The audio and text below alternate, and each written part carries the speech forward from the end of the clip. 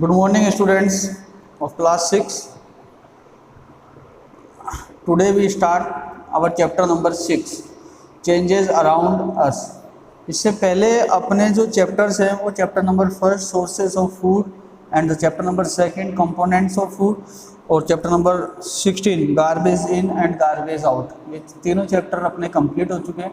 Garbage in garbage out अपन ने जो इनिशियल लॉकडाउन सेशन टाइम था अप्रैल के आसपास उस समय कर लिया था, और जो बुक्स के क्वेश्चन हैं आपके जो नोट साइंस की जो बुक है इसके क्वेश्चन आंसर जस्ट अभी आपने भी रिसेंटली वर्क में किए होंगे। ठीक है, आज अपन जो चैप्टर स्टार्ट करने जा रहे हैं वो है chapter number 6, changes around us. ठीक है, हमारे सराउंडिंग एनवायरनमेंट में day to day daily life में ऐसे बहुत से चेंजेस होते हैं जो हम देखते हैं, फील करते हैं। ये किस टाइप के होते हैं, क्यों होते हैं, वही अपन इस चैप्टर्स में we have to study about it. ठीक है, किस टाइप के चेंजेस होते हैं, कौन से चेंजेस जो है वो हम नेचुरली होते हैं, कुछ हमारे एफर्ट्स की वजह से होते हैं, क्या उनके बेनिफिट्स होते हैं, क्या ज़रूरत होती है, या कुछ ऐसे चेंजेस करना ज़रूरी है, वो क्या क्या यूजेस है, कौन से चेंजेस वापस से आपको ओरिजिनली गेट इन हो जाते हैं, सब्सटेंस जो भी आपका होता है वो सब अपन इस चैप्टर में स्टडी करेंगे डीपली। ठीक है, तो our daily life we observe the many changes around us, जैसे कि for example changes in weather. ठीक है, मौसम के अंदर जो भी बदलाव आते हैं, occurrence of day and night, दिन और रात का बनना, cooking of food, raw material जो भी आप होता है सब्जी कच्चियाँ वगैरह डालते हो, मसाला डालते हो, स्पाइसेस वगैरह, and then after the taste and the flavour of the vegetables is a type of changes. Is it clear? So blooming of flowers, burning of wood, etc. Everywhere in this universe we have to undergoes a many type of changes. ठीक है, some of changes occurring around us are natural and beyond the control of human beings. कुछ changes हमारे आसपास जो होते हैं वो natural होते हैं, प्राकृतिक होते हैं, जिनका कंट्रोल हमारे हाथ में नहीं होता है, और उन चेंजेस को अपन बोलते हैं नेचुरल चेंजेस। जैसे कि फॉर एग्जांपल अगर अपन बात करें चेंज ऑफ सीजन, ठीक है, कभी गर्मी कभी सर्दी, वर्षा ऋतु, ठीक है, स्प्रिंग सीजन है, मॉनसून सीजन है, विंटर है, रेनी सीजन है, समर है, ये हमारे हाथ में नहीं है। ठीक ऐसे ही फॉर्मेशन ऑफ क्लाउड्स, ये भी हमारे हाथ में नहीं है, बादलों का बनना, बारिश का होना, वेदरिंग ऑफ रॉक्स, चट्टानों का टूटना, फॉर्मेशन ऑफ ग्लेशियर्स। ठीक है, इसी तरह फ्लावरिंग इन प्लांट्स, पौधों पर फूलों का उगना, रिपाइनिंग ऑफ द फ्रूट्स, आपके जो फल हैं उनका पकना, and occurrence of the day and night, ये भी हमारे हाथ में नहीं है, दिन और रात को रोक सके हम। ब्रीथिंग ऑफ हार्ट रेट, आपका जो हार्ट बीट है, ये सब चेंजेस जो हैं वो नेचुरली होते हैं। ठीक है, एंड सम चेंजेस होते हैं जो ह्यूमन एफर्ट से होते हैं, जिनको पर बोलते हैं ह्यूमन मेड चेंजेस।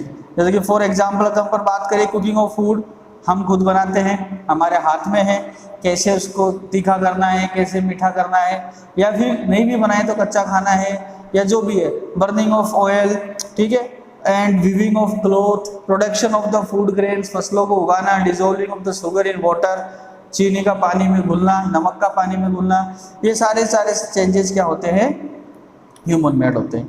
अब बात आती है occurrence around the changes, broadly grouped in the two types.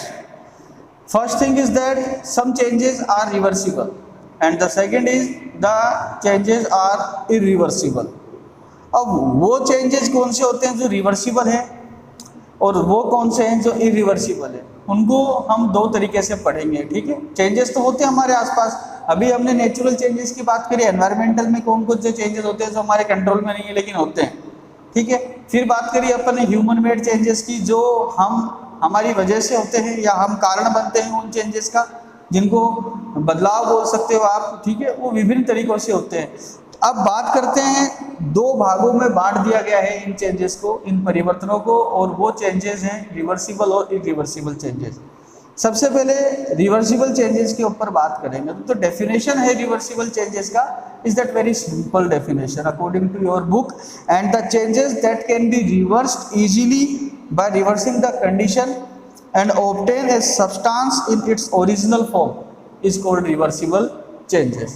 जैसे कि फॉर एग्जांपल कहने का मतलब ये है कि अगर आपने किसी भी सब्सटेंस को कोई भी कंडीशंस में चेंजेस कर दिया है, वो बदल गया है, उसकी स्थिति बदल गई है, और आप उस सब्सटेंस की अपोजिट कंडीशंस को अप्लाई करके फिर से उसे ओरिजिनल फॉर्म में गेट इन कर लो, उसको प्राप्त कर लो, तो वो चेंज कहलाएगा रिवर्सिबल चेंजेस कहलाएगा। जैसे कि फॉर एग्जांपल मैं आपको समझाता हूँ कि अगर आपके पास में वाटर है और आपने वाटर की एक कंडीशन को चेंज किया, आपने उसका टेम्परेचर जो था, जो नॉर्मल रूम टेम्परेचर था, वहाँ से उठा के उसको आइस बॉक्स में रख दिया, फ्रीज़र में। अब 0 डिग्री सेंटीग्रेड पर टेम्परेचर जैसे ही फ्रीज़र में होता है, आपको पता है, वो वाटर कन्वर्ट हो गया सॉलिड स्टेट के अंदर। पहले लिक्विड स्टेट में था, अब वो सॉलिड स्टेट में आ चुका है। इट मीन्स वो आइस बन चुका है। अब अगर उस आइस को आप वापस से नॉर्मल रूम टेम्परेचर में ले आओगे तो वो फिर से लिक्विड स्टेट में आ जाएगा, बर्फ आपका पिघल जाएगा। तो it is the reversible, water to solid ice and ice to again convert in the room temperature in the form of liquid. So think are the changes. Original substance हमारे पास में क्या था, water liquid state में, अभी भी liquid ही है। तो ये changes इस टाइप के क्या कहलाते हैं, रिवर्सिबल चेंजेस, कि परिस्थितियां जो आपने कंडीशंस में बदलाव किया था और जो चेंज किया था किसी भी सब्सटेंस में, अगर उसी की अपोजिट ये परिस्थिति को बदल दिया जाए और रेगुलर आपको वापस ओरिजिनल सब्सटेंस वापस से मिल जाए, तो उस टाइप के चेंजेस कहलाते हैं रिवर्सिबल चेंजेस कहलाते हैं। यहाँ पर आपको एक एक्टिविटी से समझाया गया है, the effect of hanging a weight on the spring, the effect when the weight is removed. मतलब कि आपके पास में एक स्प्रिंग है, वेटिंग स्प्रिंग, जिसके ऊपर उसको हुक से लटका दिया है अपन ने, और उसके नीचे कुछ भी अपन लटकाएंगे वेट, तो वो स्प्रिंग खिंच जाएगा। देखा होगा आपने, नॉर्मली स्प्रिंग जो है वो खिंच जाता है, उसके नीचे कोई वेट लटकता है तो। और अगर आप उस वेट को रिमूव कर दोगे तो स्प्रिंग आपका ओरिजिनल पोजीशन में चला जाएगा। This is the change in reversible. पहले लेंथ में चेंजेस आए, इंक्रीज हुआ, वेट रिमूव किया, ओरिजिनल शेप में स्प्रिंग आ गया।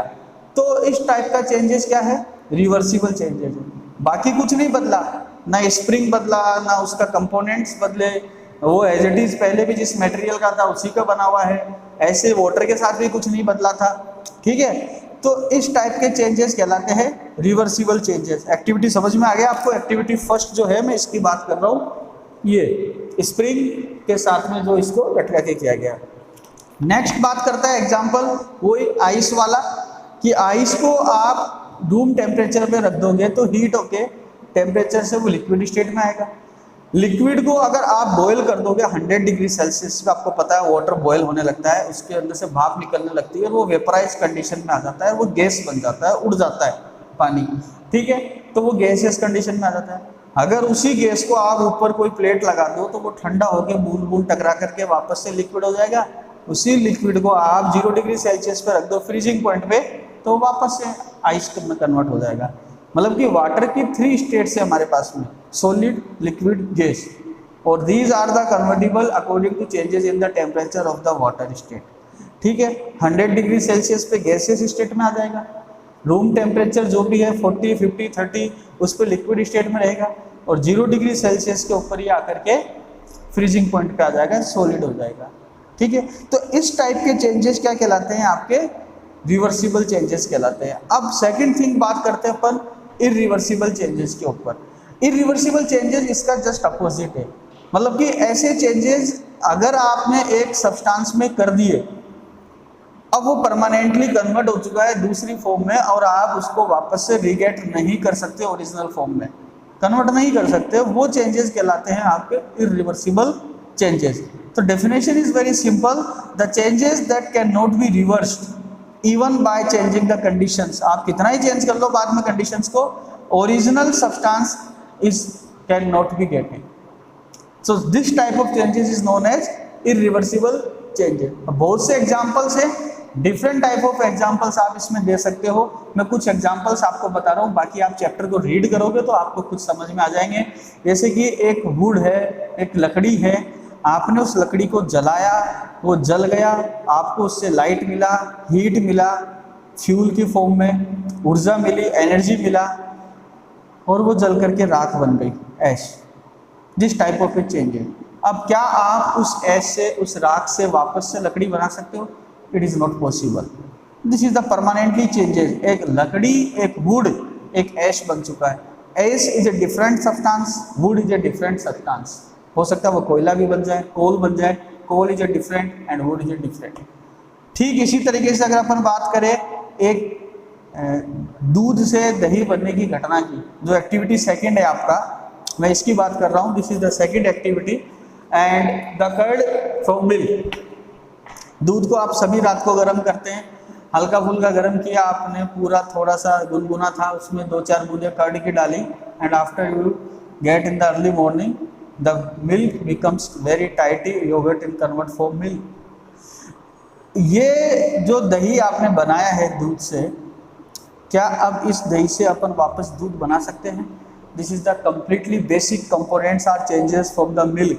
पहले दूध था, उसके अंदर कुछ और मिनरल्स थे, विटामिन डी था, कैल्शियम था। जब आपने इसको कर्ड में डाल दिया, रात को थोड़ा सा कर्ड डाल के छोड़ दिया, वो उस टेम्परेचर के ऊपर धीरे धीरे फ्रीज हो गया, योगर्ट और मिल्क कर्ड में कन्वर्ट हो गया।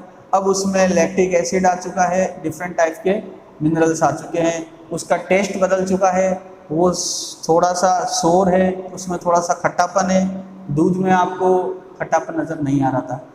तो कंपोनेंट्स चेंज हो जाते हैं, इरिवर्सिबल चेंजेस के अंदर सब्सटेंस पूरी तरह से बदल जाता है। और सबसे बड़ी खासियत, आप उसको वापस से ओरिजिनल फॉर्म में चेंज नहीं कर सकते।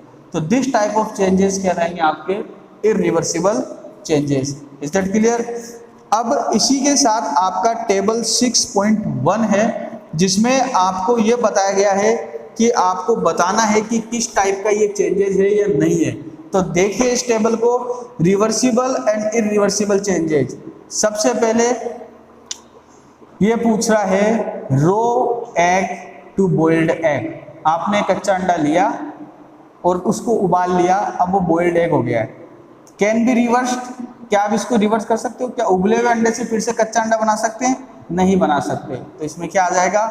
नो आ जाएगा।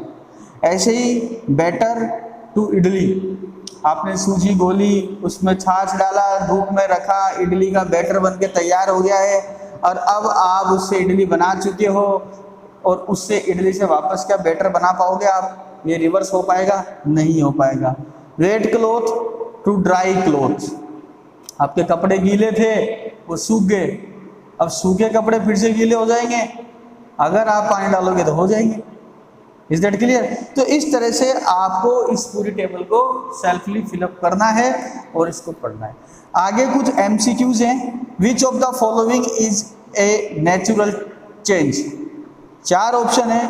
फॉर्मेशन ऑफ ग्लेशियर, बिल्कुल नेचुरल है, ग्लेशियर्स बनाना हमारे हाथ में नहीं है। वेदरिंग ऑफ रॉक्स, ये भी नेचुरल है, चट्टानों का टूटना, बनना, मिट्टी का सॉइल फॉर्मेशन होना, ये सब ऑटोमेटिकली होता है नेचर में। एंड रिपाइनिंग ऑफ फ्रूट्स, फलों का पकना, ये भी ऑटोमेटिक है। तो ऑल ऑफ दिस इसका करेक्ट आंसर है। Is it clear? नेक्स्ट है melting of ice is a, बर्फ का पिघलना कैसा चेंज है? रिवर्सिबल चेंज है, क्योंकि पिघली हुई बर्फ पहले क्या थी? पानी तो था, अब वो पिघल रही है, फिर से पानी में आ रही है, लिक्विड फॉर्म में आ रहा है, तो ये भी रिवर्सिबल चेंज है। Is that clear? तो इस चैप्टर को आप यहाँ तक मैंने आपको समझाया है, आपको इसको रीड करना है, और ये जो आपको पास में वीडियो आएगा इससे इसको समझना है। ये टेबल 6.1 करना है, और ये दोनों MCQs आपको करने हैं। ये आपका जिस दिन वीडियो आएगा ये आपका होमवर्क रहेगा। Is that clear? Next video इसी चैप्टर का नेक्स्ट क्लास में होगा। ठीक है, थैंक यू।